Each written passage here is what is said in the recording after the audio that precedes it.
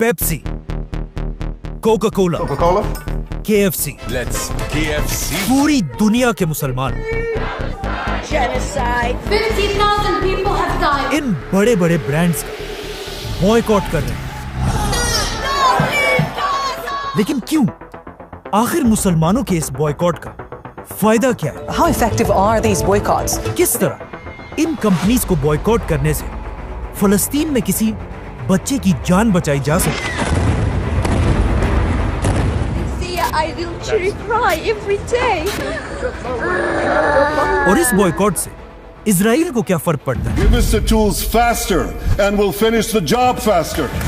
असल में मुसलमानों की इस बॉयकॉट की स्टोरी यहाँ से नहीं, बल्कि आज से बहुत साल पहले दुनिया के एक बहुत बड़े लीडर नेल्सन मंडेला के साथ शुरू होती है, जिसने अपने मुल्क साउथ अफ्रीका को गोरों की गुलामी से निकालकर रेसिज्म के खिलाफ दुनिया की सबसे बड़ी कैंपेन और उसे एक ऐसा स्टेट बनाया जहां व्हाइट, ब्लैक सबके लिए एक ही कानून हो। The human rights of all our citizens. जिसके बाद नेल्सन मंडेला पूरी दुनिया में फेमस हुए और अमेरिका का ये ख्याल था कि वो नेल्सन मंडेला को भी बिल्कुल बाकी लीडर्स की तरह अपना एक पपेट लीडर बनाएगा।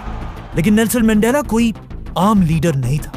वो इससे पहले 27 साल जेल में रह बहुत ही स्ट्रगल से यहाँ तक पहुंचा था और उसे कंट्रोल करना कोई आसान काम नहीं था, क्योंकि जब नेल्सन मंडेला अपनी ताकत की पीक पर था, उनसे एक इंटरव्यू लिया गया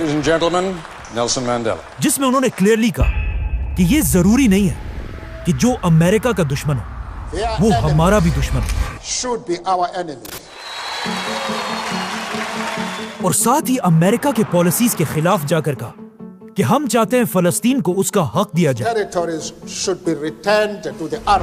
क्योंकि फलस्तीनियों की जंग भी बिल्कुल हमारी तरह एक आजादी की जंग है।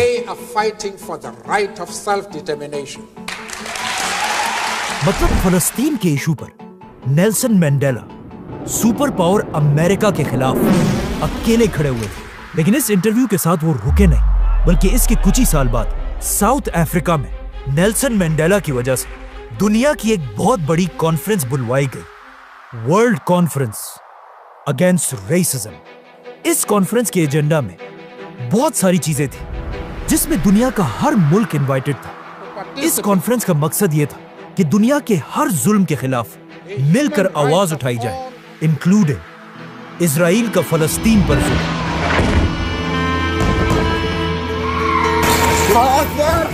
ये देखकर पूरी दुनिया में सिर्फ 2 कंट्रीज ने इस कॉन्फ्रेंस की मुखालफत की और इसका बॉयकॉट किया, इजराइल और अमेरिका। लेकिन अजीब बात यह है कि यह कॉन्फ्रेंस शुरू तो हुई, लेकिन कभी खत्म नहीं हो सकी, क्योंकि यह कॉन्फ्रेंस सितंबर 2001 में हुई थी और इसके शुरू होने के सिर्फ 3 दिन बाद अमेरिका पर हमला किया गया।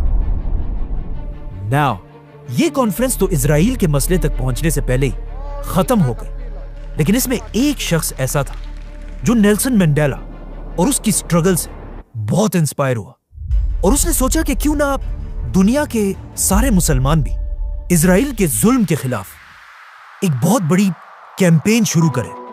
उमर बरगूती और इजराइल का बायकॉट करना चाहिए। बायकॉट, असल में ये लफ्ज बायकॉट नहीं बल्कि बॉयकॉट है, जो आज से 150 साल पहले इंग्लैंड के एक जालिम बिजनेसमैन चार्ल्स बॉयकॉट का नाम था, जो वहां अपने वर्कर्स पर बहुत जुल्म किया करता था और उनसे बहुत ज्यादा टैक्स लिया करता था। आखिर एक दिन इन सारे वर्कर्स ने चार्ल्स बॉयकॉट के इस जुल्म से तंग आकर उसके खिलाफ एक बगावत करने की कोशिश की, लेकिन चार्ल्स बॉयकॉट इतना पावरफुल आदमी था कि इन वर्कर्स का उससे लड़ना इम्पॉसिबल था। लेकिन उन्होंने हार नहीं मानी। इन सारे वर्कर्स ने मिलकर बॉयकॉट के खिलाफ एक प्लान बनाया कि आज के बाद चार्ल्स बॉयकॉट के लिए ना हम कोई काम करेंगे, ना इसके कपड़े धोएंगे, ना इसके लिए खाना बनाएंगे और ना इससे कोई भी चीज खरीदेंगे। इन वर्कर्स का यह प्लान इतना जबरदस्त था कि इसके कुछ ही अरसे बाद बॉयकॉट इनसे जान छुड़ाकर हमेशा के लिए यहां से भाग गया। और ये एक इतना जबरदस्त पीसफुल प्रोटेस्ट था कि दुनिया में हर तरफ लोग इसे यूज करने लगे। यहां तक कि इस प्रोटेस्ट का नाम ही चार्ल्स बॉयकॉट की वजह से बॉयकॉट पड़ा। बॉयकॉट लफ्ज आहिस्ता आहिस्ता दुनिया में फैल रहा था, लेकिन इस स्ट्रेटेजी का बेस्ट यूज एक बहुत बड़े लीडर महात्मा गांधी ने किया, जिसने इंडिया को ब्रिटिश एम्पायर की गुलामी से निकालने के लिए बहुत सारे काम किए, जिनमें से एक था ब्रिटिश एम्पायर का बॉयकॉट। महात्मा गांधी ने ब्रिटिश एम्पायर के टेक्सटाइल, स्कूल्स, टैक्सेस और इवन अदालतों को भी बॉयकॉट करने का हुक्म दिया। गांधी की इसी स्ट्रेटेजी को देखकर दुनिया के और भी बहुत सारे लोग इस स्ट्रेटेजी को यूज करने लगे। मतलब जब इंडिया में ये सब कुछ हो रहा था, अचानक वहां यूरोप में दुनिया की सबसे बड़ी जंग शुरू हुई, वर्ल्ड वॉर 2, जिसमें जर्मनी के लीडर एडोल्फ हिटलर ने यूरोप के यहूदियों को मारना शुरू किया। और यहूदियों के पास बिल्कुल भी इतनी ताकत नहीं थी कि वो हिटलर जैसे खतरनाक इंसान के साथ गन्स और टैंकों से मुकाबला करें। तो उस वक्त के यहूदियों ने मजबूरन इंडिया के महात्मा गांधी से सीखा और पूरी दुनिया में यहूदियों को जर्मनी का बॉयकॉट करने को कहा, जिसके बाद पूरी दुनिया के यहूदियों ने मिलकर जर्मनी से हर चीज खरीदना बंद कर दिया। यहूदी प्रोफेसर्स जर्मन यूनिवर्सिटीज से रिजाइन करने लगे। इवन जर्मनी के यहूदी अपनी जर्मन सिटीजनशिप भी छोड़ने लगे। इन्हीं यहूदियों में उस वक्त के एक बहुत बड़े साइंटिस्ट एल्बर्ट आइंस्टाइन भी थे, जिन्होंने इसी बॉयकॉट की वजह से अपनी जर्मन सिटीजनशिप और यूनिवर्सिटी छोड़ दी। नाउ इन्हीं लोगों से इंस्पायर होकर उमर बरगोती ने आज से एग्जैक्ट 20 साल पहले 2005 में इजराइल को बॉयकॉट करने की एक ग्लोबल कैंपेन शुरू की, BDS, और पूरी दुनिया के लोगों से अपील की कि वो इजराइल के इस जुल्म के खिलाफ उनके सारे प्रोडक्ट्स का बॉयकॉट कर दें। To boycott their company, to force their company to abandon illegal projects in Israel. लेकिन ये बॉयकॉट सिर्फ इजराइल के कंपनीज के खिलाफ था। अमेरिकन कंपनीज जैसे कोका कोला, पेप्सी, KFC इनके खिलाफ नहीं था। BDS के बनने के बाद अगर सच में देखा जाए, इसका दुनिया पर इतना बड़ा कोई असर था नहीं। और आहिस्ता आहिस्ता वक्त गुजरने के साथ साथ लोग इसे बिल्कुल भूल चुके थे। लेकिन अचानक आज से 2 साल पहले एक बार फिर इजराइल और फलस्तीन की जंग शुरू हुई।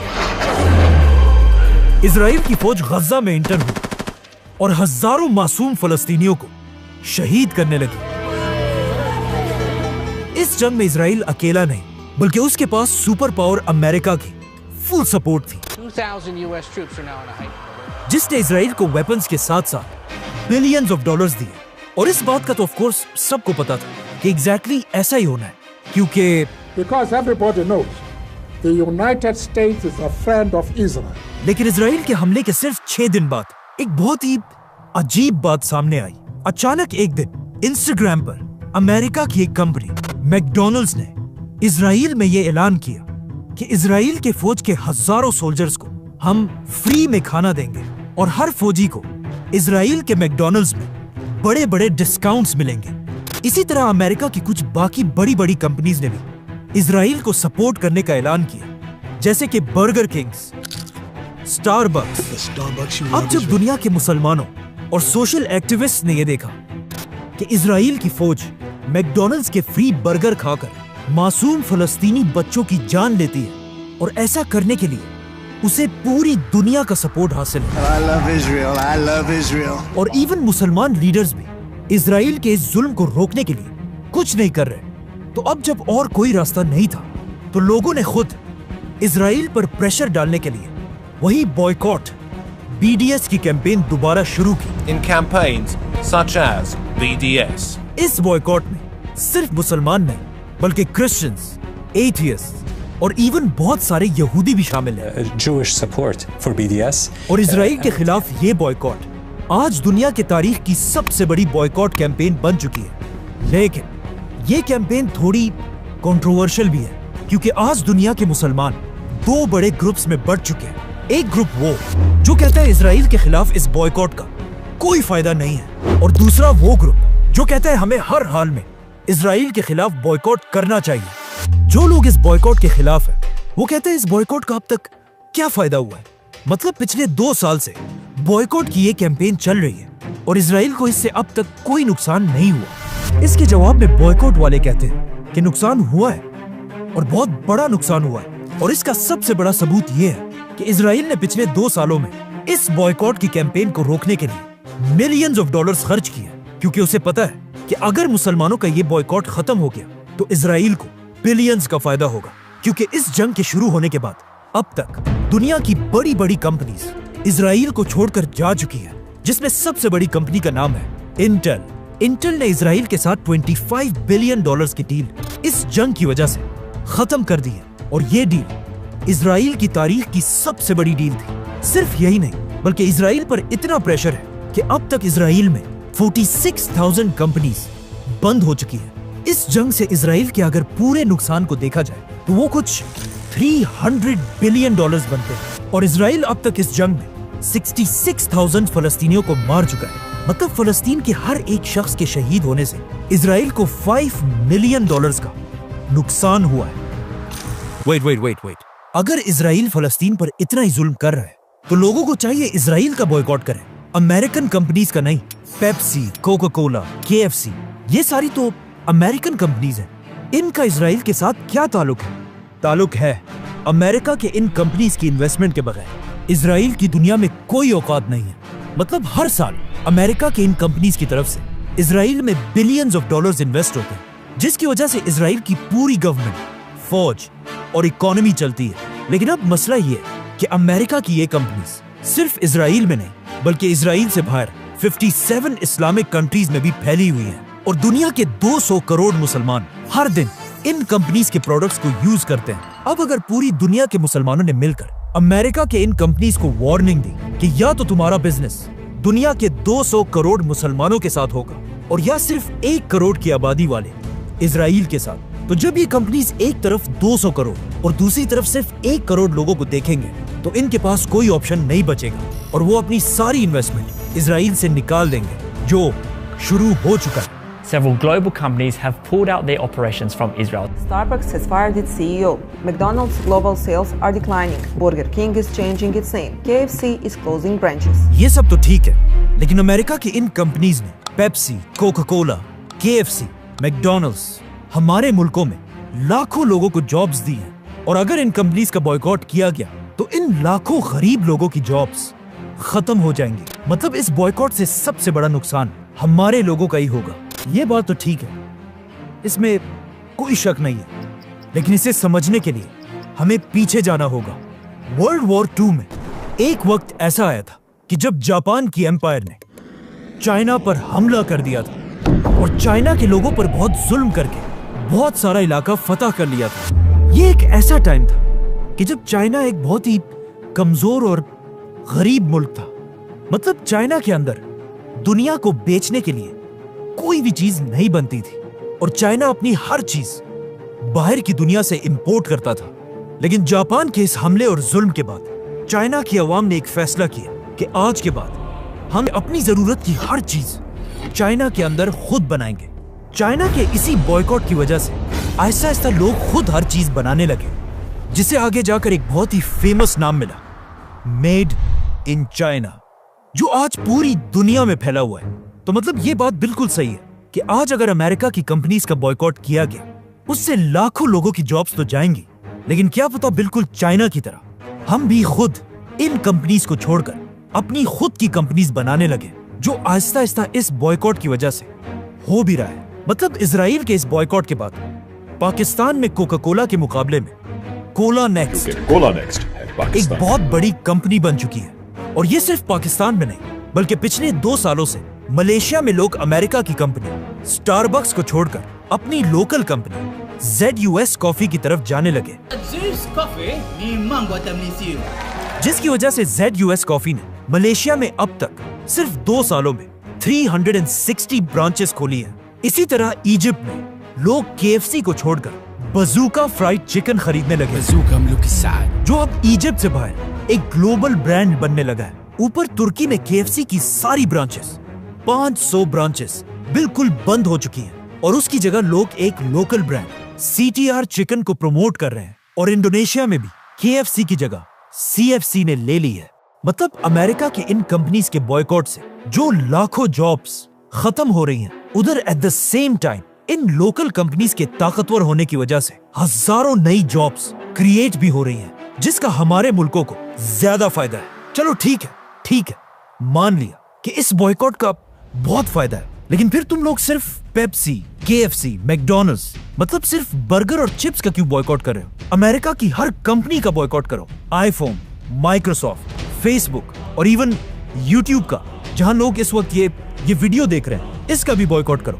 ये बात जो लोग करते हैं, इससे क्लियरली पता चलता है कि इन्हें बॉयकॉट्स की हिस्ट्री के बारे में बिल्कुल नहीं पता, क्योंकि दुनिया में कभी भी ऐसा बॉयकॉट नहीं हुआ जिसमें लोग दुश्मन के हर चीज का बॉयकॉट करें। मतलब महात्मा गांधी की एग्जाम्पल लेते हैं। जब उन्होंने द ग्रेट ब्रिटिश एम्पायर के खिलाफ बॉयकॉट किया, तो गांधी ने उनके कपड़ों, नमक, अदालतों और स्कूल्स का बॉयकॉट किया। लेकिन गांधी ने कभी भी ब्रिटिश एम्पायर के रेलवेज, मेडिसिन, लेटर्स भेजने की सर्विस, ब्रिटिश पोस्ट ऑफिस का बॉयकॉट नहीं किया, क्योंकि उन्हें पता था कि ब्रिटिश एम्पायर की इन चीजों को हथियार की तरह इस्तेमाल करके हम उन्हें ज्यादा नुकसान पहुंचा सकते हैं। इसी तरह जब आइंस्टाइन ने हिटलर का बॉयकॉट किया, उसने अपनी जर्मन सिटीजनशिप, यूनिवर्सिटी और लेक्चर्स सब छोड़ दिए, लेकिन कभी भी जर्मनी की टेक्नोलॉजी का बॉयकॉट नहीं किया और आखिर तक जर्मनी के साइंटिस्ट के साथ कनेक्टेड रहे। Which means बॉयकॉट का मतलब कभी भी ये नहीं होता कि जाहिलों की तरह हर चीज का बॉयकॉट किया जाए, बल्कि सिर्फ उन चीजों का बॉयकॉट किया जाए जिससे हमें फायदा और दुश्मन को नुकसान हो। इन शॉर्ट, मुझे इन सारे बातों के बाद यही लग रहा है कि इस बॉयकॉट की मिसाल ऐसी ही है कि अगर कोई शख्स मुझे मारने के लिए मेरे सर पर क्लाशिनकोफ रखे और मैं उससे लड़ने के लिए सिर्फ एक पत्थर उठाऊं। ये बात बिल्कुल सही है, लेकिन मेरा पॉइंट ये है कि अगर कोई शख्स मुझे मारने के लिए मेरे सर पर क्लाशिनकोफ रखे और मेरे पास कोई और ऑप्शन ना हो, तो मैं उससे लड़ने के लिए एक पत्थर भी ना उठाऊं। Subscribe.